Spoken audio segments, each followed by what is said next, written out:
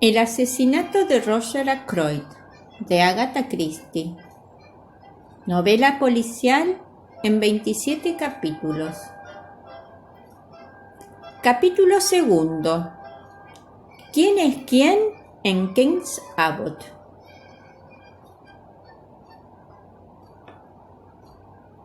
Antes de continuar relatando mis conversaciones con Caroline, quizá sea conveniente dar una idea de nuestra geografía local. Nuestro pueblo, King's Abbot, supongo que es muy parecido a cualquier otro. La ciudad más cercana es Cranchester, situada a 9 millas de distancia. Tenemos una estación de ferrocarril grande, una oficina de correos pequeña y 2 tiendas competidoras que venden toda clase de productos.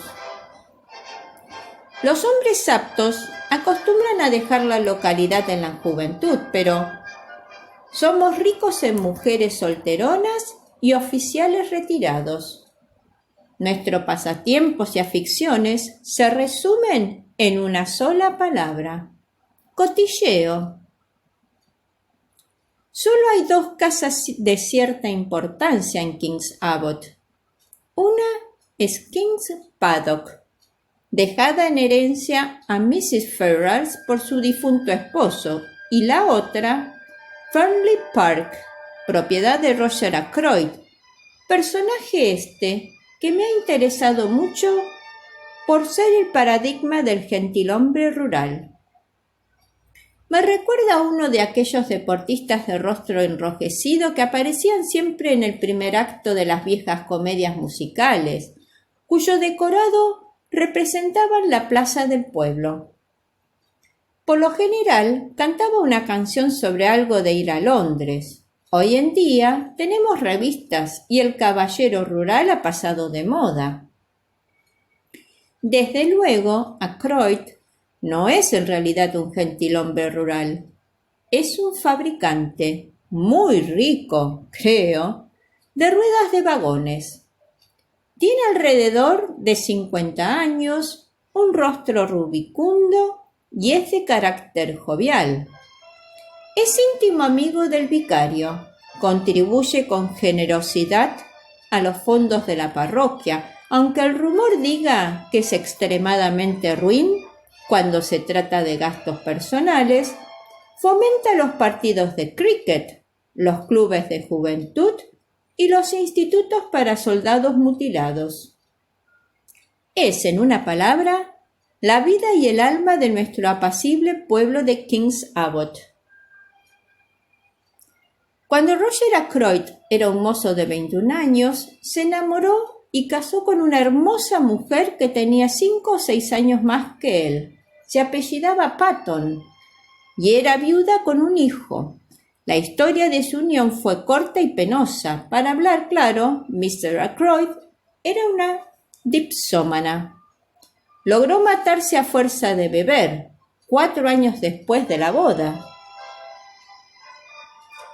En los años que siguieron, Ackroyd no se mostró inclinado a arriesgarse a una segunda aventura matrimonial. El hijo del primer marido de su mujer tenía 7 años cuando su madre murió. Cuenta ahora 25. Ackroyd le ha considerado siempre como su propio hijo y le ha educado en consecuencia, pero ha sido un muchacho alocado y una fuente de disgustos y sinsabores para su padrastro. Sin embargo, todos en King's Abbot quieren a Ralph Patton. Todos coinciden en que es un buen tipo. Tal como he dicho más arriba, en este pueblo siempre estamos dispuestos a chismorrear. Todos notaron desde el principio que Ackroyd y Mrs. Ferrars eran muy buenos amigos. Después de la muerte del esposo, la intimidad se acentuó. Se les veía siempre juntos y se hablaba de que, al acabar su luto, Mrs. Ferrars se transformaría en la esposa de Ackroyd. Se consideraba, por cierto, que había una cierta lógica en el asunto. La esposa de Ackroyd había muerto a consecuencia de sus excesos con la bebida y Ashley Ferrers fue un borracho durante muchos años antes de su muerte. Era natural que las víctimas de los excesos alcohólicos se consolaran mutuamente de lo que habían sufrido a manos de sus anteriores cónyuges. Hacía un año a lo sumo que los Ferrers habían llegado al pueblo, pero Ackroyd había sido la comidilla de los habitantes de Kings Abbot durante años enteros. Mientras Ralph Patton crecía, una serie de amas de llaves gobernaron la casa de Ackroyd, y cada una de ellas fue estudiada con recelo y con curiosidad por Caroline y sus amigas. No creo exagerado decir que, durante 15 años por lo menos, el pueblo esperó confiado que Ackroyd se casara con una de sus amas de llave. La última, una señora temible llamada Miss Russell, reinó durante 5 años, el doble que sus predecesoras. Se creía que, a no ser por la llegada de Mrs. Ferrers, Ackroyd no se le hubiera escapado. Influyó también otro factor: la llegada inesperada de una cuñada de Roger, procedente del Canadá, con una hija. Se trataba la viuda de Cecil Ackroyd, hermano pequeño de Roger y un inútil, que se instaló en Fernley Park y ha logrado, según dice Caroline, poner a Miss Russell en su sitio. No sé a ciencia cierta lo que querrá decir en su sitio. Suena a algo frío y desagradable, pero he comprobado que Miss Russell va y viene con los labios apretados y lo que califico de sonrisa ácida. Profesa la mayor simpatía por la pobre Mrs. Ackroyd, que depende de la caridad del hermano de su marido. El pan de la caridad es tan amargo, ¿verdad? Yo me sentiría muy desgraciada si no me ganara la vida trabajando.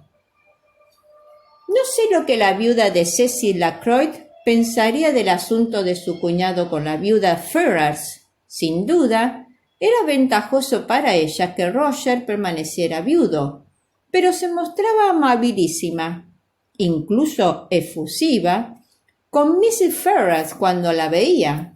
Caroline dice que eso no prueba absolutamente nada. Tales han sido nuestras preocupaciones en Kings Abbot durante los últimos años. Hemos discutido de Ackroyd y sus asuntos desde todos los puntos de vista. Mrs. Ferrers ha ocupado su lugar en el esquema. Ahora se ha producido un cambio en el panorama. De la amable discusión sobre los probables regalos de boda, hemos pasado a las sombras de la tragedia. Mientras pensaba en todas esas cosas, hice maquinalmente mi ronda de visitas. No tenía ningún caso especial que atender y tal vez fui afortunado con eso, pues mi pensamiento volvía una y otra vez a la muerte misteriosa de Mrs. Ferrers. ¿Se habría suicidado? Si lo había hecho, lo más seguro era que hubiese dejado alguna nota sobre el paso que iba a dar. Sé por experiencia que las mujeres que deciden suicidarse desean, por regla general, revelar el estado de ánimo que las lleva a cometer ese acto fatal. ¿Cuándo la había visto la última vez? Apenas hacía una semana. Su actitud había sido entonces completamente normal. Recordé de pronto que la había visto la víspera, aunque sin hablarnos. Estaba paseando con Ralph Patton, lo cual me sorprendió, pues ignoraba que el muchacho se encontrara en Kings Abbot. Creía que había reñido definitivamente con su padrastro y en los últimos 6 meses no había estado en el pueblo. Estaba paseando con Mrs. Ferrers con las cabezas muy juntas y ella hablaba con mucha ansiedad. Creo poder decir con toda sinceridad que entonces fue cuando el presagio surgió en mi mente. No era todavía nada tangible, sino una simple corazonada. Aquel vehemente tête-à-tête entre Ralph Patton y Mr. Ferrars me causó una impresión desagradable. Continuaba pensando en ello cuando me encontré frente a frente con Roger Ackroyd. «Shepherd», exclamó, «¿usted es el hombre que buscaba? ¡Qué tragedia tan horrible!» «¿Está usted enterado?» Asintió. Me di cuenta que de golpe había sido muy duro para él. Los rojos mofletes parecían hundidos y no era más que la sombra del hombre jovial y rebosante de salud que conocía.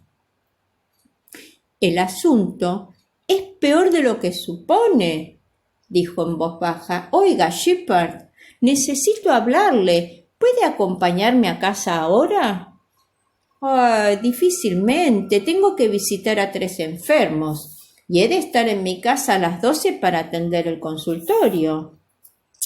Dejémoslo para esta tarde. O mejor aún, venga a cenar esta noche, a las 7:30, ¿de acuerdo? Sí, eso me va mucho mejor. ¿Qué ocurre? ¿Se trata de Ralph? No sé qué fue lo que me impulsó a decir eso, excepto quizá que casi siempre había sido Ralph. Ackroyd me miró como si no hubiera comprendido. Me di cuenta de que ocurría algo muy grave. Nunca hasta entonces había visto a Ackroyd tan transformado. «Ralph», repitió vagamente. No se trata de él. Ralph está en Londres. ¡Maldita sea! Acá llega la vieja Miss Gannett. No quiero hablar con ella de este terrible asunto. Hasta luego, Shepherd. A las 7:30. Asentí y él se marchó deprisa. Me quedé pensativo. ¿Ralph en Londres? Pero si estaba en King's Abbot la tarde anterior. Debió de volver a la ciudad por la noche o a primera hora de la mañana y, sin embargo, de la actitud de Ackroyd se infería algo muy distinto. Había hablado como si Ralph no se hubiera acercado al pueblo durante varios meses. No tuve tiempo de meditar mucho el asunto. Miss Gannett me acorraló, sedienta de información. Esta señorita tiene todas las características de mi hermana Caroline, pero carece de su ojo certero para llegar a las conclusiones que son el toque genial de las deducciones de Caroline. Miss Gannett estaba sin aliento y se demostraba inquisitiva. ¿No era una pena lo ocurrido a la pobre Miss Ferrars? Mucha gente anda diciendo que hacía años que se había aficionado a las drogas. Parece mentira lo que la gente llega a inventar y, sin embargo, lo peor es que en general hay algo de verdad en esas descabelladas afirmaciones. Cuando el río suena... También dicen que Mr. Ackroyd lo descubrió y rompió el compromiso, porque había un compromiso. Ella, Miss Gannett, tenía pruebas, desde luego. Yo debía saberlo todo. Los médicos siempre lo saben todo, pero se lo callan. Me espetó todo esto con una mirada de águila para ver cómo reaccionaba ante sus sugerencias. Afortunadamente, la vida en común con Caroline me ha enseñado a mantener mis facciones en la mayor impasibilidad y a contestar con breves frases que no me comprometan. En la presente ocasión, felicité a Miss Gannett por no formar parte del grupo de calumniadores y de chismosos. Un buen contraataque, pensé. La puse en dificultades y me marché antes de que pudiera rehacerse. Regresé a casa pensativo. Varios pacientes me esperaban en la consulta. Acababa de despedir al último y pensaba descansar unos minutos en el jardín antes del almuerzo, cuando vi que me esperaba otra paciente. Se levantó y se acercó a mí mientras yo permanecía de pie un tanto sorprendido. No sé el por qué, a no ser por esa imagen férrea que transmite Miss Russell, algo que está por encima de las enfermedades de la carne. El ama de llaves de Ackroyd es una mujer alta, hermosa, pero con un aire que impone el respeto. Tiene una mirada y una boca severa. Tengo la impresión de que si yo fuera una camarera o una cocinera, echaría a correr al verla acercarse. «Buenos días, doctor Shepard. Le agradecería que echara una mirada a mi rodilla». La reconocí, pero a decir verdad, no le encontré nada de particular.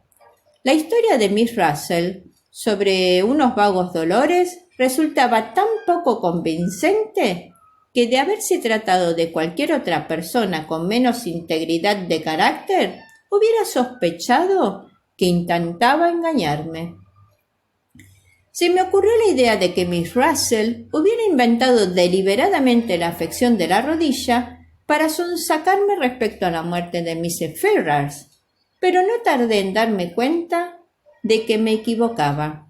No hizo más que una breve alusión a la tragedia, sin embargo, parecía dispuesta a entretenerse y a charlar.